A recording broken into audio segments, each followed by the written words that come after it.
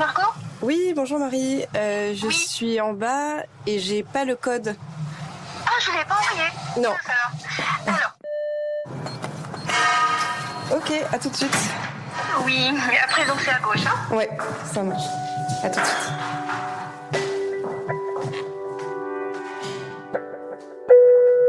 La traduction n'est pas tant au service de l'œuvre qu'elle ne lui est redevable de son existence, nous dit Walter Benjamin dans L'abandon du traducteur. Pour lui, traduire, ce n'est donc pas passer un texte d'une langue à l'autre pour transmettre un message, c'est plutôt faire éclore ce texte, le prolonger, le renouveler et le transformer. C'est une vision de la traduction à laquelle adhère complètement Marie Vrina Nikolov. Traductrice du bulgare depuis 40 ans, Marie a consacré sa vie à l'éclosion de la littérature bulgare en français. Elle a traduit une 50aine de livres de plus de 20 auteurs différents, des romans, des nouvelles, de la poésie, du théâtre. Sa riche carrière, de traductrice mais aussi de chercheuse et d'enseignante, lui a valu de multiples distinctions en France et en Bulgarie. J'ai eu la chance de la rencontrer pour ce 2e épisode de Langue à Langue. C'était un matin de février, il faisait doux. Elle m'a reçue à Charenton, en banlieue sud-est de Paris, dans l'appartement où elle vit depuis 2016 avec Georg, son compagnon, et leur petite chienne, Sushi. C'est un bel appartement très lumineux, avec un grand séjour ouvert sur la cuisine et pas moins de 2 bureaux. Il fallait bien ça pour stocker les 5000 livres que possède Marie. C'est là, dans ce lieu qu'elle appelle son refuge, qu'elle traduit, plutôt le matin et tard le soir. Pendant plusieurs heures, elle m'a raconté sa rencontre avec la langue bulgare. Vous allez voir, c'est assez rocambolesque. Elle m'a parlé de son parcours, de son combat pour diffuser la littérature bulgare et l'extraire des clichés, et de son goût pour la musique aussi. Pour Marie, la traduction, c'est avant tout une affaire de rythme et de sonorité. C'est au fond, je crois, ce qui m'a touchée chez elle, cette approche très sensible et en même temps très réflexive de son travail. Cheveux argentés, voix douce et sourire bienveillant, Marie m'a ouvert les portes de son atelier avec beaucoup de générosité et je suis très heureuse de vous y faire entrer aujourd'hui avec moi. Je suis Margot Grélier et vous écoutez Langue à Langue, épisode 2, Autostop, nationalisme et roman bulgare, avec Marie Vrina Nikolov.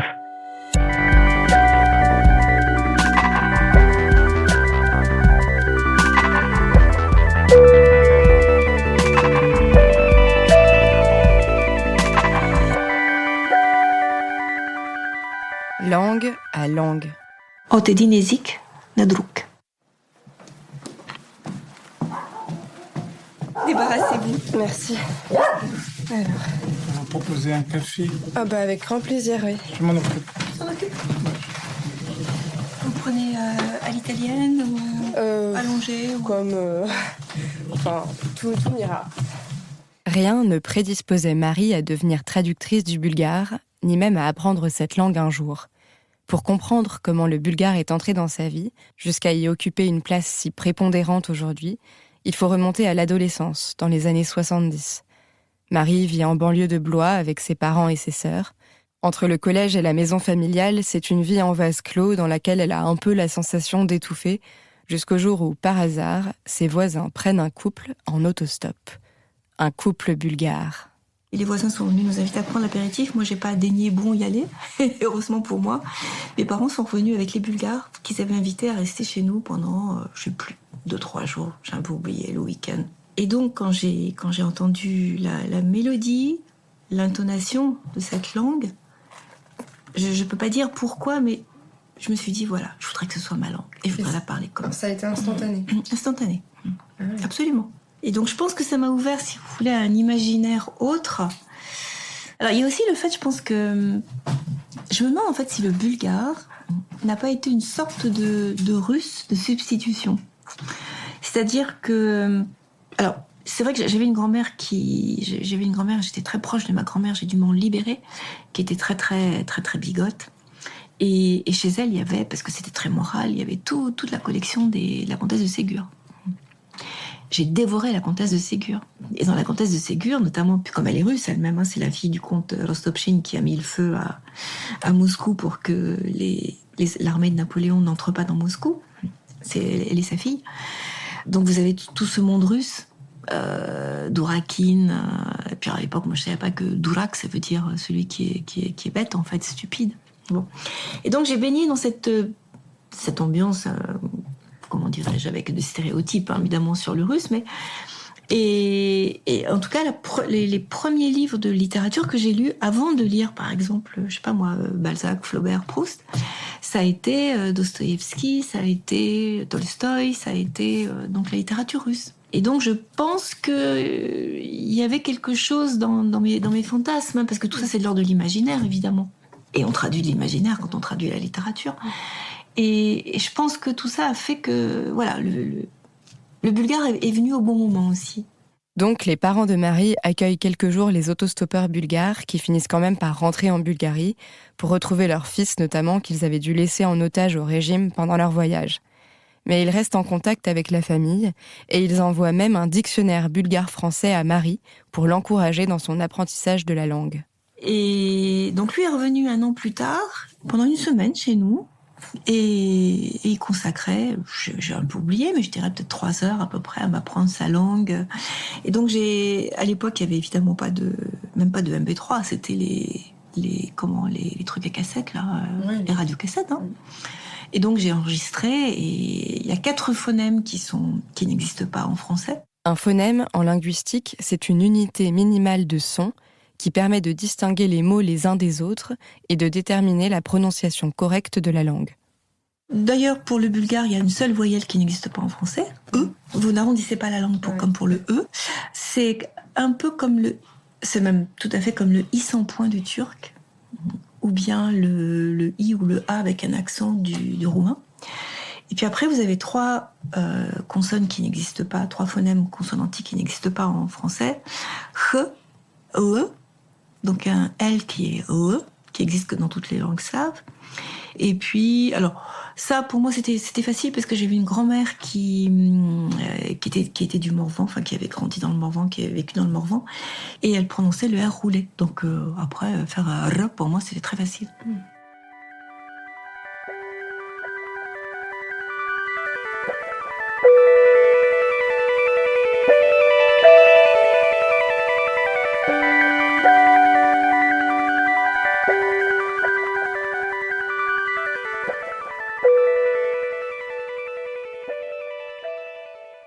Pour moi, traduire, je sais qu'il y a des traducteurs qui voient plus, vous savez, c'est comme le verre plein et le verre vide, qui vivent plus peut-être la frustration, parce qu'une traduction, c'est pas le texte original, c'est évident. Penser la traduction en termes d'équivalence, c'est un leurre. Enfin, c'est ce que la traductologie qui est née dans le sillage ou dans le, je sais pas comment dire, dans le giron de la linguistique, elle s'est construite sur la recherche d'équivalence. Moi, je pense tout simplement que de toute façon, la traduction est toujours différente. Ce sera un texte différent. Et que donc, parler en termes de gain ou de perte, non, il faut parler en termes d'altérité. Dans son approche de la traduction, Marie s'oppose à une vision assez ancienne, selon laquelle un texte n'a qu'un seul sens juste, un sens que le traducteur devrait décoder et rendre dans la langue d'arrivée.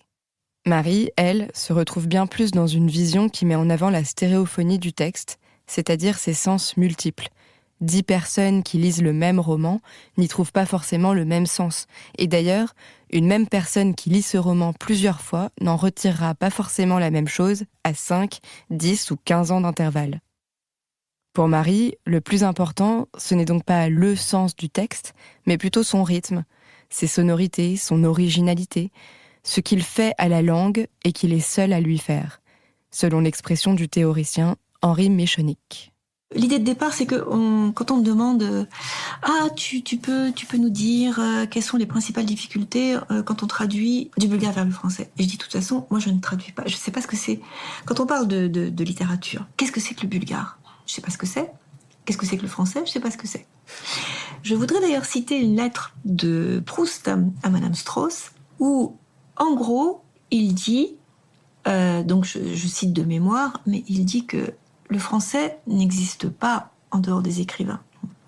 Donc une langue française qu'on voudrait défendre et qui n'existe pas, enfin ça n'existe pas, et que l'écrivain doit faire sa langue tout comme le violoniste doit faire son son. Ça déjà d'ailleurs, c'était osé le dire comme ça, puisque je pense que si moi dans une traduction j'avais traduit comme ça, on m'aurait dit « Ah écoute, son son, ça va pas, c'est pas joli. » Ah bah oui, mais on oublie que la littérature, c'est pas fait pour faire joli. La littérature, c'est fait pour agir. Quand on parle de poétique, dans poétique, ça vient d'un mot grec, d'un verbe grec qui veut dire poiein, qui veut dire faire. Et ça, c'est vraiment très très important. Donc, effectivement, cette idée qu'on ne traduit pas une langue, mais qu'on traduit une langue qui est toujours nouvelle et qui est toujours celle d'un texte. Je dirais même pas celle d'un écrivain. Un écrivain, il peut très bien changer d'écriture suivant les textes. Et donc, c'est la musique, le rythme propre d'un texte que j'essaie effectivement de rendre pour que on n'ait pas l'impression en fait que toutes les traductions que j'aurais faites ce soit la même langue, puisque dans les textes ce sont des langues différentes. Et vous avez une lettre qui est très très forte, une lettre de Patrick Chamoiseau à ses traducteurs, et qui est vraiment très très très forte, où il dit que justement il faut, traduite, même s'il écrit en français, traduite dans mes termes, l'auteur explore la langue dans toutes ses potentialités, et nous c'est ce qu'on doit faire. Et donc voilà, j'ai plutôt le sentiment, si vous voulez, d'explorer la langue française. Et ensuite, donc, je pense aussi que contrairement, on va vous dire il est plus naturel de mettre, je sais pas moi, par exemple tel complément, le complément de lieu avant, enfin un ordre des mots qui serait naturel en français.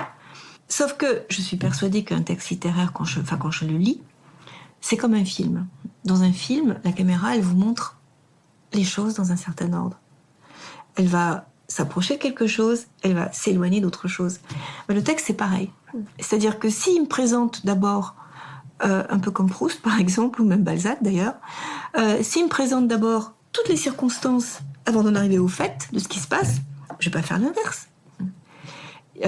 Si justement il décide, le texte, c'est pas l'auteur forcément, parce que je pense aussi que l'auteur n'est pas forcément conscient de tout ce qu'il fait. Il n'a pas la vérité sur son texte. Il a une vérité, mais il n'a pas la vérité sur son texte. Et donc si le texte présente des éléments dans tel ordre, ce qui produit forcément un effet sur un lecteur, moi je vais essayer de faire la même chose en français. Pour vous faire sentir concrètement cette approche de la traduction, basée sur la rythmique, les sonorités, la langue propre au texte, je vous propose d'écouter Marie nous parler de l'une de ses traductions. C'est un roman de Maria Kasimova-Moisset qui est paru en 2023 aux éditions des Syrtes et qui s'appelle Rhapsodie balkanique. C'est à la fois une histoire qui est extrêmement poignante, puisque c'est une histoire en fait de rejet d'une jeune fille qui est rejetée au début dans les années 30, 1920-1930, une jeune Bulgare qui a le malheur, étant d'une mère grecque et d'un père bulgare, une mère très bigote aussi, elle a le malheur de tomber très amoureuse d'un jeune Turc musulman, même si lui il n'est pas forcément croyant, mais il est musulman quand même. Et à ce moment-là, elle est rejetée. Ils doivent essayer de trouver leur place dans une société dans laquelle, quand on n'est pas marié, on peut pas vivre ensemble, et quand on n'est pas de la même religion, il y a personne qui veut vous marier. Donc c'est une histoire extrêmement, extrêmement poignante, avec une écriture très intéressante, qui est entrecoupée par des moments où l'autrice s'adresse à justement sa grand-mère, son père, son arrière-grand-mère, pour les interroger, pour essayer de comprendre pourquoi. Donc c'est un dialogue fictif qui est vraiment très intéressant. Et elle joue avec les sonorités et l'ordre des mots. Alors, je vais essayer de... Alors, on a Legna Teotica do Todor. Donc, si on fait du mot à mot, c'est se coucha Teotica près de Todor. Il est évident que je peux pas mettre ça comme ça, puisque là, ce n'est pas recevable, je dirais. Si maintenant je dis Teotica se coucha près de Todor, c'est du... Voilà, c'est certes, c'est la syntaxe française, mais bon. Donc j'ai cherché, et ce que j'ai trouvé, et je voudrais vraiment insister sur le fait que quand je cite mes traductions, ça ne veut pas dire que c'est la bonne traduction, ça ne veut pas dire que c'est la seule et unique traduction possible. C'est une possibilité qui rencontre de la manière dont j'ai reçu ce texte et dont, en fait, si vous voulez, parfois j'ai l'impression que c'est comme si un texte, une langue musique m'arrivait, je sais pas, entrer dans mon corps et ressortait dans une autre langue en fait. Donc la manière dont ça ressort de chez moi, c'est près de Todor, elle se coucha, virgule, Teotitsa. Donc vous avez un ordre des mots qui n'est pas l'ordre naturel, dit naturel, mais en même temps je pense que c'est recevable. Et près de Todor, elle se coucha, Teotitsa. Le fait que justement ce soit pas l'ordre que l'on dit naturel, vous le lisez autrement. Ensuite, à la fin, vous avez ce passage que je trouve très beau. Je le lis. Oui. Ils firent l'amour comme jamais auparavant, éternellement et immémorialement, à la vie et à la mort. L'horloge au mur comptait les secondes, son balancier oscillait régulièrement d'un côté, de l'autre, tandis que les ombres des flammes de l'âtre passaient, tels de petits esprits, sur les murs, à travers les murs, sur les couvertures. Elles effleuraient les dos en sueur de cet homme et de cette femme, puis retournaient, paniquées, à la lumière, et mouraient quelque part là-bas. Les petits esprits de leurs enfants partis prématurément. Cette nuit seulement, cette seule nuit où la mer avait gelé, Teotitsa ne se sentit pas coupable d'être vivante à leur place. Cette nuit-là, elle fut femme avant d'être mère, amoureuse avant d'être orpheline de ses enfants. La vague de désir l'avait submergée tout entière et entraînée loin du chagrin dont elle était depuis longtemps la servante, année après année, perte après perte, enfant après enfant. Teotitsa la naufragée. Teotitsa, déesse grecque impie qui devait racheter tout le péché de la terre. Teotitsa qui, durant l'unique nuit des vagues gelées de la mer, lorsque le diable envoie des signes que le Dieu a peur de déchiffrer, conçut sa fille. Et Myriam fut. Et Myriam fut, au début, j'avais traduit « et ce fut Myriam ». Et je me suis dit non, en bulgare c'est évident que c'est la référence à la Bible, à la Genèse. Et comment on a traduit la Genèse en français ? Et la lumière fut. Donc, et Myriam fut. Ouais. Et donc là, vous voyez aussi que il y a des effets aussi de retardement dans la phrase. Je pense aussi que sans doute peut-être ce qui, sans que je m'en rende compte, ce qui a joué dans ma manière de traduire, c'est le fait que le premier écrivain français pour lequel j'ai vraiment eu un immense plaisir esthétique, c'est Proust. Or, Proust, ce sont des phrases qui justement présentent les, comment dirais-je, les différences, l'environnement, etc., avec des effets de retardement, d'enchâssement, etc. Et j'aime. J'ai demandé à Marie de se prêter au jeu du miroir, c'est-à-dire de mettre en comparaison l'une de ses traductions avec le texte original pour vous permettre d'apprécier la difficulté et la beauté du passage d'une langue à l'autre. Et je me dis que son choix de texte est peut-être lié à son goût pour l'écriture labyrinthique de Proust, dont elle nous parlait à l'instant. Le texte qu'elle a choisi est extrait de Physique de la mélancolie de Georgi Gospodinov, paru en 2015 aux éditions Intervalle. C'est un roman qui fait la part belle à l'image du labyrinthe, notamment dans sa structure fragmentée qui entremêle les pensées, les souvenirs, les digressions, un peu comme un labyrinthe temporel justement. Si vous souhaitez avoir le texte sous les yeux pendant que Marie le commente, vous pouvez vous rendre sur le site langalangue.com ou sur les pages Facebook et Instagram du podcast. Vous l'y trouverez en VO, en VF, mais aussi en anglais, en italien et en allemand. Aujourd'hui, Georgi Gospodinov est traduit dans 40 langues. Il est reconnu comme l'un des meilleurs romanciers postmodernes européens et il a obtenu en 2023 le Booker Prize pour son roman Le pays du passé, dans la traduction anglaise d'Angela Rodel. Marie, elle, suit Gospodinov depuis ses débuts. Elle a été sa première traductrice occidentale et elle a beaucoup œuvré à sa reconnaissance en France. Alors le succès qu'il rencontre aujourd'hui, bien sûr, pour elle, il veut dire beaucoup. Je commence à voir enfin, depuis 3-4 ans, le fruit de cette obstination, puisqu'il m'est moins difficile de persuader des éditeurs. Je pense que j'ai un petit réseau d'éditeurs qui me font confiance. Et puis je vois maintenant qu'on est de plus en plus de traducteurs du bulgare à avoir des prix. Or, chaque prix gagné par un traducteur, c'est une visibilité, voilà, une visibilité de plus pour cette littérature. Je ne sais pas si vous avez vu, mais d'ailleurs, mais Si, j'ai vu, mais alors j'arrive pas à lire. Alors, c'est donc parce qu'il faut décrire que vous avez des petits livres en pendentif boucle d'oreille. Voilà. Gospodinov. Oui. Et alors, c'est quel auteur, quel ouvrage?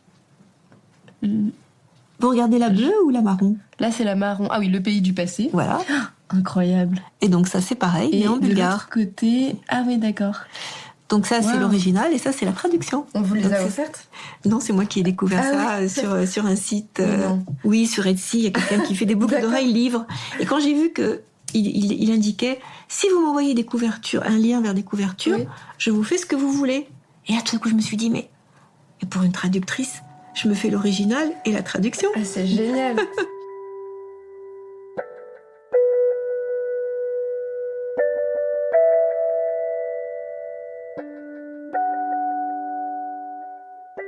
Коя думичка започва с буквата Б?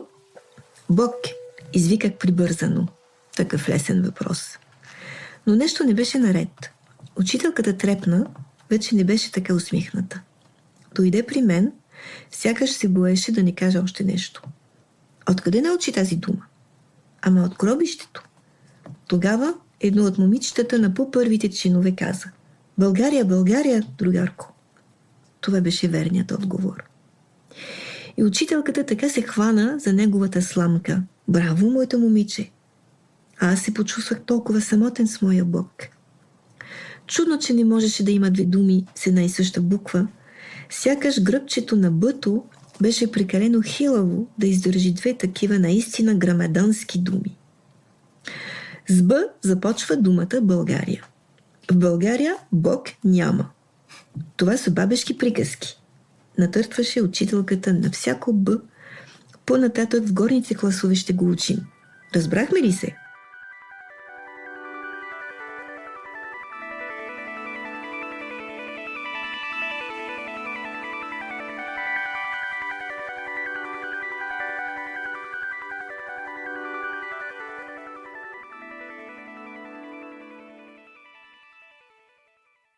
Quel mot commence par la lettre B? Et je commente sur le fait que je l'ai laissé en cyrillique. Bok, me suis-je écrié trop vite. C'était tellement facile. Bok, Dieu. Mais quelque chose clochait. L'institutrice frémit. Elle n'était plus aussi souriante. Elle est venue vers moi comme si elle craignait que je ne dise autre chose. Où l'as-tu appris ce mot? Bah, au cimetière. C'est alors qu'une des filles des premiers rangs a dit « La Bulgarie, camarade !» C'était la bonne réponse. Et l'institutrice s'est accrochée à cette paille. Bravo, ma petite. Tandis que moi, je me sentais si seule avec mon Dieu. Curieux, il ne pouvait pas y avoir deux mots avec une même lettre, comme si le petit dos du B était trop chétif pour supporter deux mots réellement aussi gigantesques. C'est par B que commence le mot Bulgaria, Bulgarie. En Bulgarie, il n'y a pas de Bok, pas de Dieu. Ce sont des histoires de grand-mère, martelait l'institutrice, à chaque B. Plus tard, dans les classes supérieures, on va l'apprendre. C'est bien compris?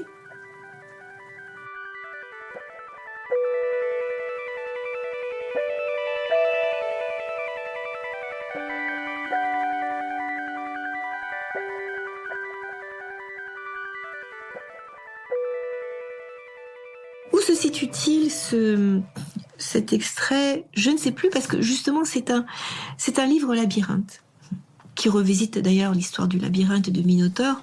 Le Minotaure est vu comme l'un de ces, comme faisant partie d'une chaîne des enfants qui sont livrés à eux-mêmes, voire abandonnés plutôt livrés à eux-mêmes, parce que quand vous avez des parents qui travaillent, les enfants qui sont tout seuls et qui s'ennuient, qui donc se réfugient dans l'imaginaire. Le problème, je m'en suis rendu compte avec le pays du passé, qui joue avec les imaginaires nationaux, notamment qui joue avec toute cette terminologie qui renvoie aux luttes pour l'indépendance de la Bulgarie lors de l'État de l'Empire ottoman, d'un côté, et aussi avec toute la terminologie qui évoque tout à coup, vous avez des termes qui tout à coup évoquent des mondes dans notre tête du régime communiste. Sauf que ça n'évoque rien pour un Français. Comment je fais? Comment je fais? Surtout lorsque je traduis un livre dans une collection qui n'accepte pas les notes de bas de page et qui n'accepte pas les postfaces et les préfaces. Donc ça veut dire que de mon point de vue, certes, vous comprenez des choses, mais il y a plein de trucs qui vous échappent en tant que Français et je trouve ça un petit peu dommage qu'on puisse pas vous les expliquer. Si ça vous intéresse pas, vous glissez pas le regard et vous lisez pas la postface. Mais si ça vous intéresse, au moins vous avez quelque chose, vous avez qui vous permet d'essayer d'entrer un peu dans cet imaginaire bulgare. Et ma théorie, si je puis dire, c'est que plus les traducteurs donneront des clés pour entrer dans l'imaginaire, justement, des textes qu'ils traduisent, et plus on pourra construire un imaginaire du monde, la somme des imaginaires. Et donc ce texte joue justement avec l'imaginaire national et athée, du communisme. Alors, l'idéologie communiste, comme vous le savez, au départ, c'est prolétaires de tous les pays, unissez-vous, c'est-à-dire que c'était une idéologie qui était internationale. Il se trouve que dans les pays donc du bloc de l'Est, à partir des années 60, c'est une idéologie qui est devenue nationaliste. Très curieux. Et pourquoi je dis ça? Parce que lorsque donc cet extrait du texte joue avec la lettre B, et que donc il se trouve que le narrateur, quand il était petit, avait appris à lire sur les tombes parce que sa grand-mère était croyante, mais c'était caché. On n'avait pas le droit d'exhiber, de montrer en fait la foi chrétienne sous le régime communiste. Et donc elle lisait la Bible et qu'elle avait enveloppée du journal officiel de l'époque. Ce qui fait que Dieu était un terme proscrit, c'était même, je dirais, un gros mot quasiment. Et donc, quand vous avez ce texte qui joue à la fois sur B, c'est-à-dire, puisque c'est la première lettre du mot qui en bulgare veut dire Dieu, Bok, et le terme qui en bulgare et en français et dans la plupart des langues, et aussi la première lettre du mot Bulgarie, qu'est-ce qu'on fait? Puisque, d'un côté, je peux pas lui faire répondre que quel mot commence par B, je peux pas lui faire répondre que c'est Dieu. Ça marche pas. Ouais. Donc là, il faut choisir. Je me suis dit, je ne peux pas remplacer le mot Bulgarie. Parce que justement, la Bulgarie, dans l'imaginaire nationaliste, c'est la terre natale, donc c'est attaché à plein de représentations. Voilà, mais c'est l'attachement à la terre natale, la terre des ancêtres, la terre où on est né. Donc je garde Bulgarie. Ce qui veut dire donc que je garde la lettre B. Et c'est pour ça qu'à ce moment-là, j'ai choisi de mettre Bok en bulgare.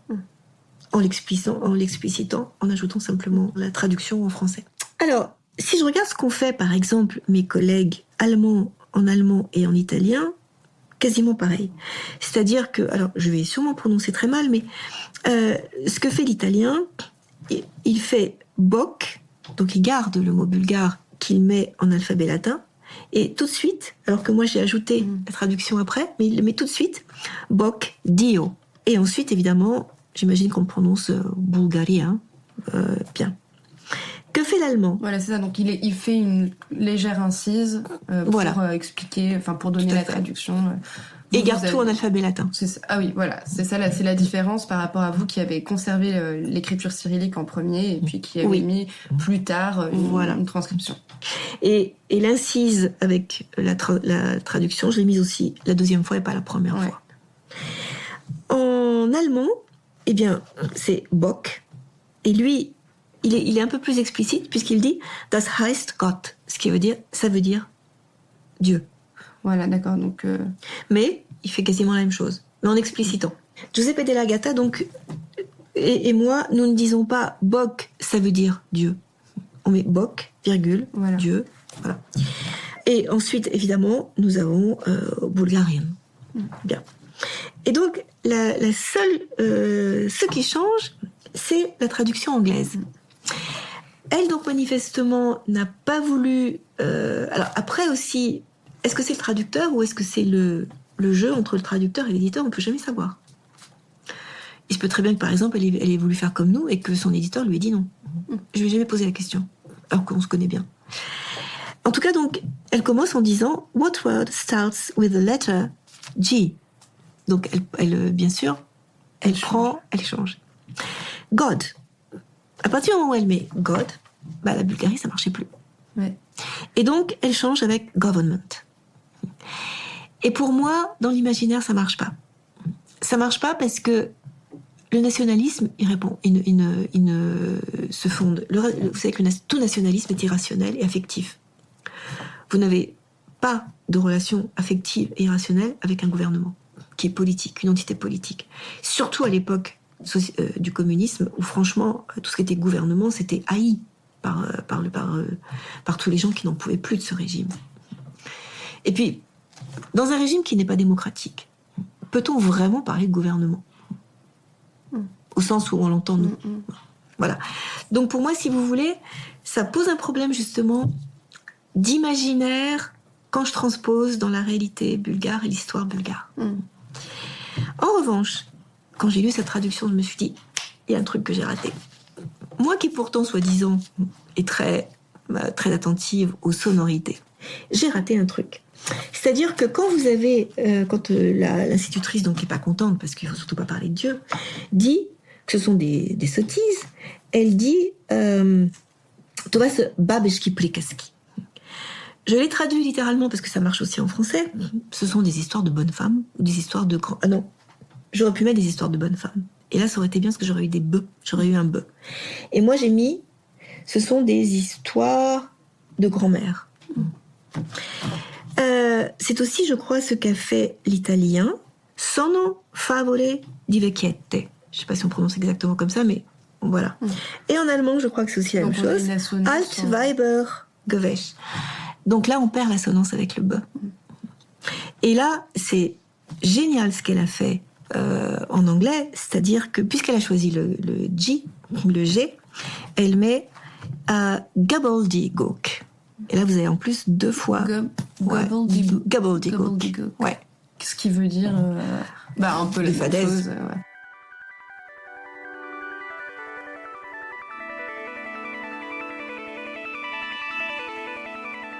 Un peu naïvement, je m'étais imaginé qu'il devait y avoir une 20aine de traducteurs du bulgare publiés en France. En fait, aujourd'hui, il n'y en a que 2, dont Marie. Donc la situation est assez paradoxale parce que, si je résume, les traducteurs de langues qu'on appelle minorées, c'est-à-dire de langues moins visibles, comme le bulgare, se battent pour essayer de faire publier une littérature qu'on connaît encore mal en France. Mais si cette littérature est méconnue, c'est justement parce qu'elle est peu traduite. Marie a commencé sa carrière dans les années 80 et elle le reconnaît, ses débuts ont été difficiles. Pour construire son réseau d'éditeurs, elle a dû s'armer de courage et de beaucoup de patience. Parfois même une fois l'éditeur trouvé. Parce que la collaboration traducteur-éditeur n'est pas toujours aussi facile qu'on l'imagine. En fait, je dirais que, et je ne les nommerai pas évidemment, mais j'ai trouvé que ça avait été compliqué avec 2 éditeurs. Un qui n'existe plus d'ailleurs, parce que c'était une conception justement, je me souviens un texte dans lequel... un texte qui est une histoire arménienne en Bulgarie, et le héros principal en fait est un propriétaire terrien qui est très attaché à sa terre. Et un exemple que j'ai donné plusieurs fois dans des publications, mais parce qu'il est caricatural et on se dit mais comment est-ce possible ? À un moment donné, donc là, sa femme est en train d'accoucher, ça se passe très mal, ça dure longtemps, plusieurs jours, elle souffre, donc elle crie, elle pleure, et lui il supporte pas les cris et les pleurs, et donc à un moment donné il sort, il se met sur son cheval, il regarde, et qu'est-ce qu'il voit ? Les étoiles pendaient au ciel comme de gros haricots. Métaphore terrienne. Je veux dire, c'est quelqu'un qui aime sa terre, qui est quasiment amoureux de sa terre, qui la laboure, qui la travaille. Et donc, oui, les étoiles pendent au ciel comme de gros haricots. Lorsque j'ai remis ma traduction, j'ai eu dans la marge, en français, on dit « les étoiles brillent ». Et j'ai répondu qu'en bulgare aussi, on pouvait dire « les étoiles brillent », mais que le texte ne dit pas « les étoiles brillent ». C'est devenu finalement des fèves. Bon, je sais pas pourquoi.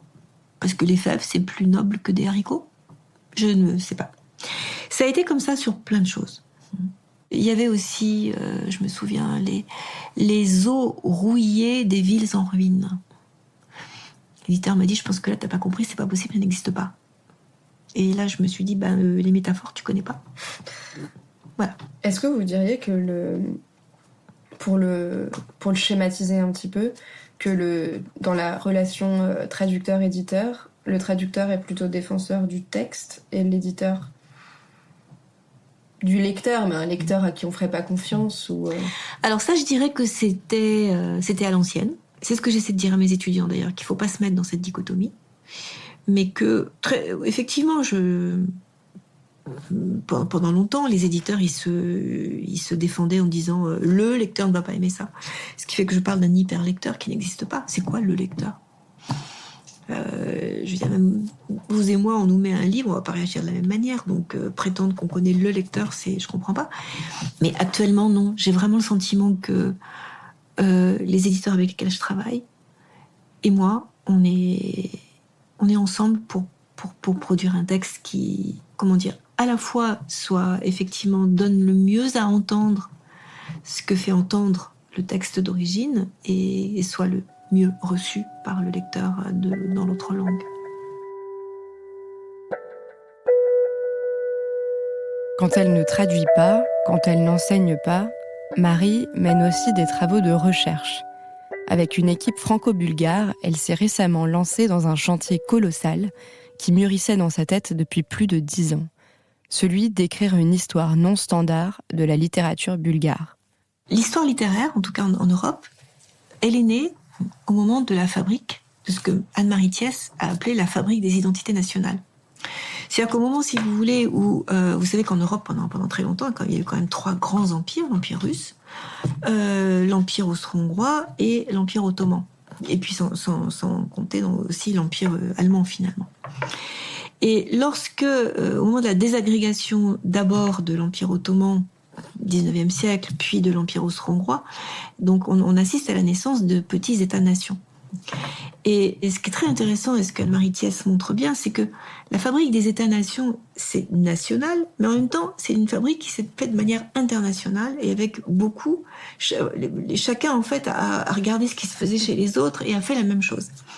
Et donc, il fallait démontrer que on avait une langue, qu'on avait une littérature, et donc on formait une nation. En ce qui concerne les territoires bulgares, ce qui est pour moi très dommage, c'est qu'on est passé d'une très riche diversité d'écriture, et j'ai publié pas mal de textes là-dessus, c'est-à-dire que, en fait, si vous voulez, sur les territoires bulgares, ont circulé, ont été publiés, ont été écrits, des textes en hébreu, la langue religieuse, en ladino, la langue ou le judéo-espagnol, donc la langue parlée des juifs, donc des séfarades de l'Empire ottoman, en arménien, dans ces 2 variantes, pareil, variante religieuse, variante parlée, en arabe, en persan, en turc ottoman, en turc. Tout cela, évidemment, est au moment où l'État-nation, donc après 1878, se crée, il faut montrer qu'on a une seule littérature. Et donc moi, ce que je veux, si vous voulez, c'est, avec toute une équipe qu'on a mise en place, c'est au contraire retrouver cette diversité perdue, et donc essayer, ce qui n'est pas facile pour mes collègues bulgares, qui ne sont pas habitués, essayer de traiter de la littérature bulgare, et la question « qu'est-ce que la littérature bulgare ?» est une question qui se pose réellement. Ça veut dire quoi ? Littérature écrite par des gens qui ont vécu en Bulgarie, bah oui, mais c'est un territoire qui a quand même qui a évolué, parce que les langues, Dieu merci, ne connaissent pas les frontières. Est-ce que c'est ce qui est écrit en bulgare ? Bah non, pas forcément.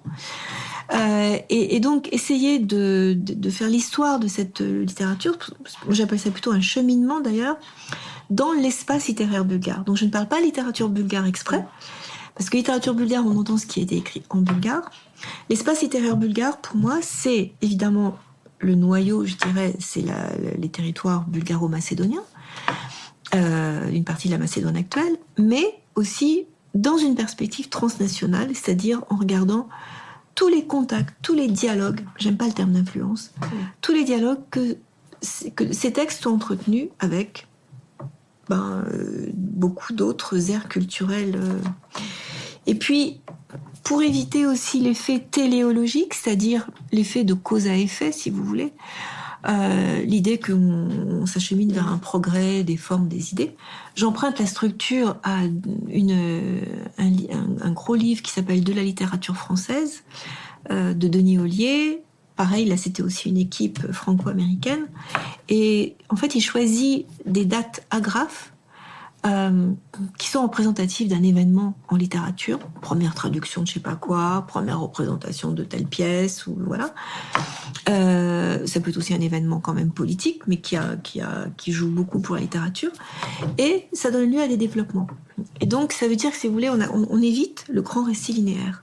Et je pense qu'à l'heure actuelle, un lecteur est capable de lire une histoire littéraire justement de cette manière non linéaire et d'aller piocher ce qui va l'intéresser au lieu de se farcir, pardonnez-moi pour le terme, 800, 1000, 1200 pages où on vous raconte. Et en plus, le grand récit national, en principe, il se veut exhaustif. C'est pas possible, l'exhaustivité. Et il ne fait que répéter ce qui s'est dit, c'est-à-dire un canon qui est un peu figé. Et dans ce canon, comme par hasard, il y a très peu d'écrivaines, alors qu'il y a eu des écrivaines. Voilà, tout ce que le national, en fait, a privilégié en le canonisant. Par son travail de recherche, Marie tente donc, d'une part, de sortir la littérature bulgare du carcan du récit national, mais aussi de montrer que cette littérature va bien au-delà des clichés véhiculés par une certaine vision occidentale. On attend des littératures de l'Est, effectivement, soit qu'elles soient exotisantes, soit politiques. Et ce que vous arrivez à montrer par vos choix d'auteurs et de textes, surtout, c'est que y a une vraie... on partage, oui, c'est ça, une valeur littéraire, et puis aussi parce que je pense que dans plusieurs points du globe, on partage les mêmes angoisses, les mêmes désirs, les mêmes malheurs, les mêmes bonheurs, etc. Oui. Et c'est pour ça que j'aime pas quand on dit est-ce que cet auteur est universel ? Ça veut dire quoi ? Universel, c'est quand même une catégorie qui est très problématique quand on l'emploie, parce que ça veut dire, en général, c'est employé par exemple par la France, de manière un peu arrogante, je dirais. Si c'est compréhensible pour un lecteur français, ça veut dire que c'est universel. Bon, c'est pas ma manière à moi de concevoir l'universel. C'est pour ça que je dirais qu'à mon avis, étant donné que, justement, en Bulgarie, le succès de Gospodinov a fait que beaucoup de jeunes écrivains se sont dit mais quelle est la clé de ce succès ? Et donc plusieurs se sont mis à écrire sur l'enfance, etc. Sauf qu'il suffit pas d'écrire sur l'enfance pour faire du Gospodinov. Et donc, je pense que c'est une rencontre heureuse, en fait, entre une écriture et donc une poétique, une écriture, et aussi une vision du monde et de l'homme. Et pour moi, Gospodinov est un grand humaniste. Et donc, paradoxalement aussi, plus une écriture, justement, fera quelque chose à sa langue qu'elle sera seule à lui faire, et plus, je pense, elle peut toucher le plus grand nombre.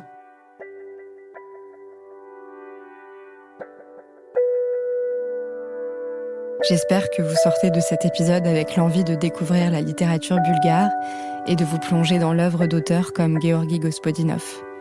Pour ma part, j'ai été ravie de rencontrer Marie Vrina Nikolov pour ce 2e épisode de Langue à Langue. Elle m'a charmée par sa sensibilité et par la générosité et la finesse avec lesquelles elle s'est livrée à l'exercice du commentaire sur plusieurs de ses traductions. Je lui adresse un immense merci pour cela.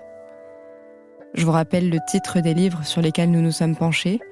Rhapsodie balkanique de Maria Kasimova-Moisset, paru aux éditions des Sirtes en 2023, et Physique de la mélancolie de Georgi Gospodinov, paru aux éditions Intervalle en 2015.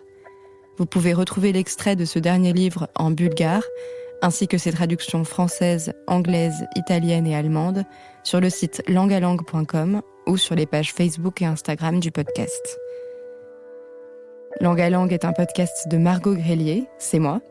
L'identité sonore et graphique sont signés Studio Pile et le montage-mixage a été réalisé par Nathan Lhuillier de la Cabine Rouge. Si vous avez aimé cet épisode, n'hésitez pas à soutenir le podcast en nous suivant sur les réseaux et en vous abonnant sur votre plateforme d'écoute. Et si vous êtes dans un bon jour, vous pouvez même nous laisser des étoiles et un commentaire, toujours sur votre plateforme d'écoute, c'est super utile. Et bien sûr, parlez-en autour de vous. Moi, je vous dis à dans 3 semaines pour le prochain épisode. Cette fois, nous irons en Grèce avec le traducteur Michel Volkovitch. Salut, et comme on dit en bulgare, do vijdane.